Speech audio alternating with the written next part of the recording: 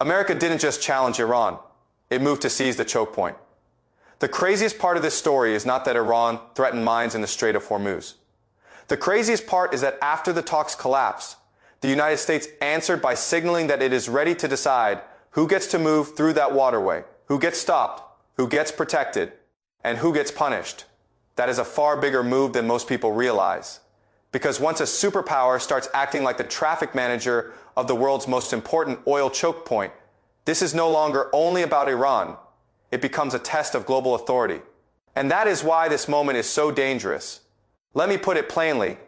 In Islamabad, the negotiations ran for about 21 hours and failed. J.D. Vance came out and said the bad news was that there was no agreement.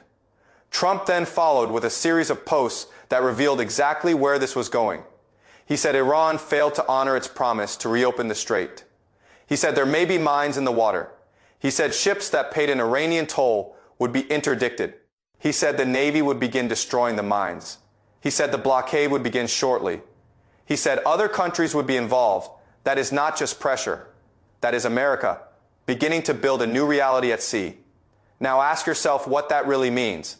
If Iran had been using fear, mine threats, and coastal geography to push tankers closer to its shore and turn Hormuz into a toll corridor, then the American answer is not merely to complain.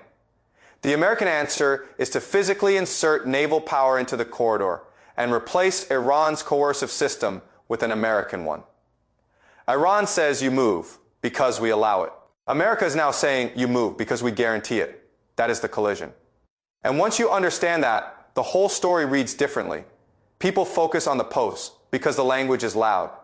But I am much more interested in the operational picture hiding beneath the language. The reference text points to U.S. destroyers already transiting the strait.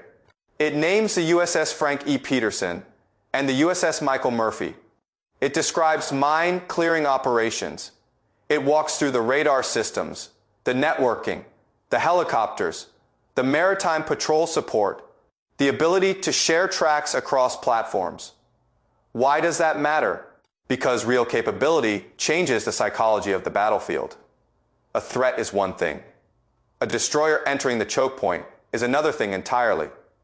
Once those ships are there, once the sensors are up, once crews are working under live warning conditions, once the United States starts acting as if the lane will be reopened on its terms, Tehran faces a brutal choice. Do nothing and watch your leverage drain away in front of the entire world. Or challenge the operation and risk giving Washington the justification for a much larger strike package. That is the strategic vice closing here. And this is why I think the word blockade matters so much. Escort is one word. Mine clearing is another word. Blockade is something else. Blockade means the United States is not just protecting shipping. It is asserting control over access.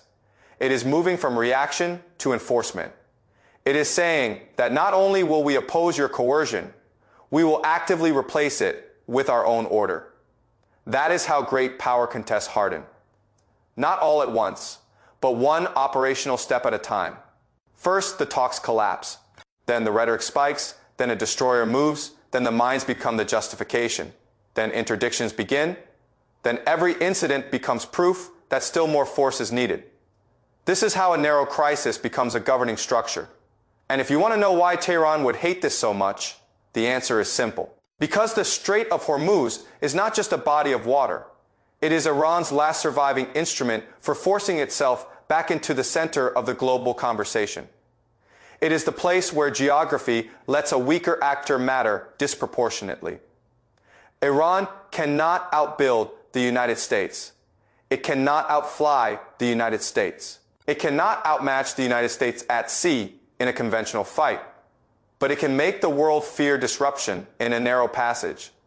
It can make insurers hesitate. It can make shipowners recalculate. It can make oil traders panic. It can make every headline return to the Gulf. That is power. Messy power, disruptive power. But power, and America's message now is that even that power will be taken away.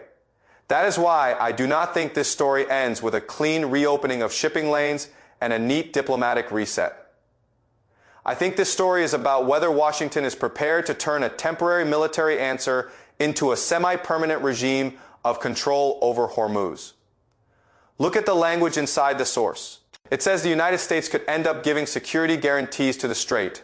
Think about that.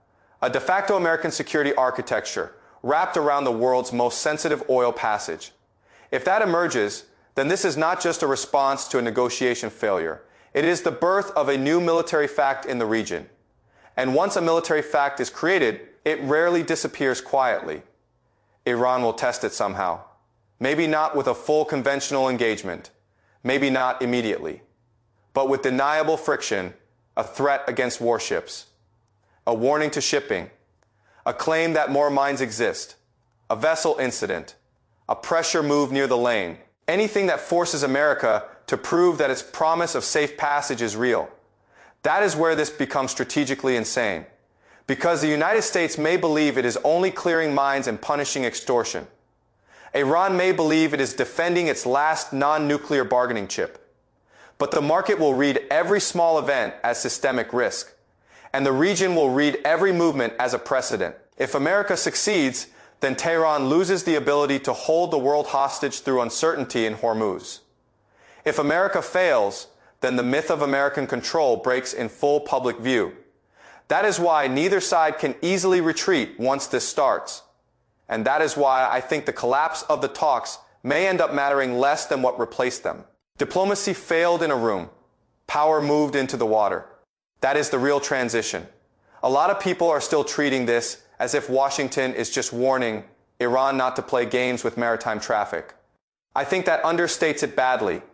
What Washington is really doing is preparing to make itself the final arbiter of maritime normalcy in the Gulf. And once a superpower does that, every radar lock, every mine report, every helicopter sweep, every destroyer transit becomes part of a much bigger argument about who actually governs this corridor. So no, I do not look at this and see closure. I see expansion. I see a failed negotiation giving way to a contest over enforcement. I see the world's most important oil artery being transformed from a bargaining chip into a battleground of authority. And I see the terrifying possibility that this is not some dramatic flourish before peace. It is the architecture of the next stage of war, built one ship movement at a time.